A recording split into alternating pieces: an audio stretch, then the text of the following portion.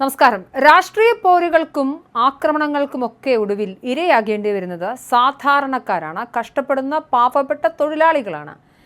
ഇതിന്റെ ഏറ്റവും വലിയ തെളിവായിരുന്നു തലസ്ഥാനത്തെ ED റെയ്ഡിനിടെ നടന്ന ആക്രമണത്തിൽ അന്നത്തെ ED ഉദ്യോഗസ്ഥരെ വഹിച്ചുകൊണ്ട് പോയ വാഹന ഉടമയ്ക്ക് നേരെ ഉണ്ടായ ആക്രമണവും വാഹനം തകർത്ത സംഭവവും.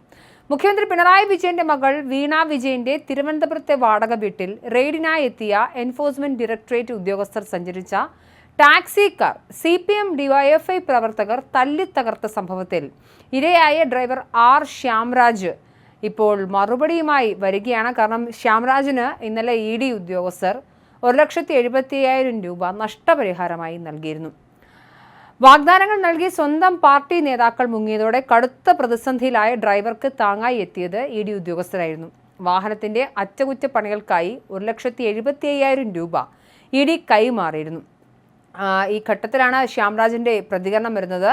1,70,50,000 രൂപ നൽകിയതും ലഭിച്ചതുമൊക്കെ വലിയ കാര്യമാണെങ്കിലും തനിക്ക് ഇനിയും കടബാധ്യത ബാക്കിയുണ്ടെന്ന് തന്നെയാണ് ശ്യാംരാജ് വെളിപ്പെടുത്തുന്നത്. ശ്രീകാര്യം സ്വദേശിയായ ശ്യാംരാജ് ബാങ്ക് വായ്പയെടുത്ത് വാങ്ങിയ കാറാണ് അന്നത്തെ തെരുവ് ആക്രമണത്തിൽ തരിപ്പണമായത്. കാർ നന്നാക്കാൻ ആകെ 1,93,000 രൂപ ചെലവ് വന്നുവെന്നും ED നൽകിയ 1,70,50,000 രൂപ തികയാതെ വന്നതോടെ ബാക്കി തുകയും കടം വാങ്ങിയാണ് സുഹൃത്തിന് നൽകിയതെന്നും അദ്ദേഹം പറഞ്ഞു. അക്രമ സംഭവത്തിന് ശേഷം 2 മാസത്തെ വായ്പാ ഗഡുക്കളും മുടങ്ങിയിട്ടുണ്ട്. CPM സാമ്പത്തിക സഹായം വാഗ്ദാനം ചെയ്തിരുന്നെങ്കിലും അത് ഇനി ലഭിക്കുമോ എന്ന് തനിക്ക് അറിയില്ല എന്നും ആ തുക ലഭിച്ചാൽ വായ്പാ കുടിശ്ശിക തീർക്കാൻ വലിയ ആശ്വാസമാകുമെന്നും അദ്ദേഹം വ്യക്തമാക്കി. CITU പ്രവർത്തകൻ കൂടിയായ തന്നെ സ്വന്തം പ്രസ്ഥാനം കൈവിട്ടതോടെ 60-ലധികം ദിവസമാണ് പണിയില്ലാതെ ശ്യാംരാജിന് വീട്ടിലിരിക്കേണ്ടി വന്നത്. തുടർന്ന് ഉപജീവനത്തിനായി പെയിന്റിംഗ് പണിക്കും സിമന്റ് വണ്ടി ഓടിക്കാനും പോകേണ്ടി വന്നതായി അദ്ദേഹം വേദനയോടെ ഓർക്കുന്നു.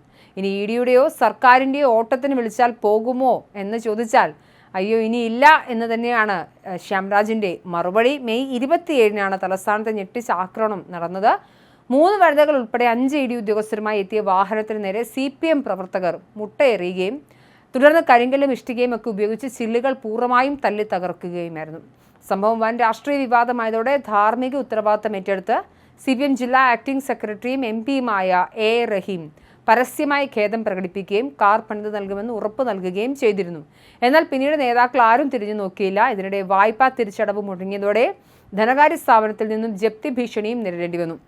അതേസമയം ED മുൻകൂട്ടി സുരക്ഷ ആവശ്യപ്പെട്ടിരുന്നില്ല എന്ന വിശദീകരണമാണ് പോലീസ് DGP റവാഡ ചന്ദ്രശേഖർ നൽകിയത്. നേതാക്കളുടെ രാഷ്ട്രീയ പോരിൽ പാവപ്പെട്ടൊരു തൊഴിലാളിയുടെ ജീവിതമാർഗം അടഞ്ഞത് വൻ ജനരോഷത്തിന് വഴിവെച്ചിരുന്നു. എന്തായാലും റഹീം MP-യുടെ വാഗ്ദാനമൊക്കെ വിശ്വസിച്ച് ശ്യാംരാജ് ദിവസങ്ങളോളം കാത്തിരുന്നു. എന്നാൽ സംഭവം നടന്ന ദിവസങ്ങൾ കഴിഞ്ഞിട്ടും ആരും തിരിഞ്ഞു നോക്കിയില്ല. സംഭവ ദിവസം ഏതാനും പ്രാദേശിക നേതാക്കളൊക്കെ ഫോണിൽ വിളിച്ച് സംസാരിച്ചതല്ലാതെ പിന്നീട് CPM പാർട്ടിയിൽ നിന്നോ CITU യൂണിയനിൽ നിന്നോ യാതൊരുവിധ സാമ്പത്തിക സഹായവും ശ്യാംരാജിന് ലഭിച്ചിരുന്നില്ല. ഇഘട്ടത്തിലാണ് EDയുടെ സഹായം എത്തിയത്.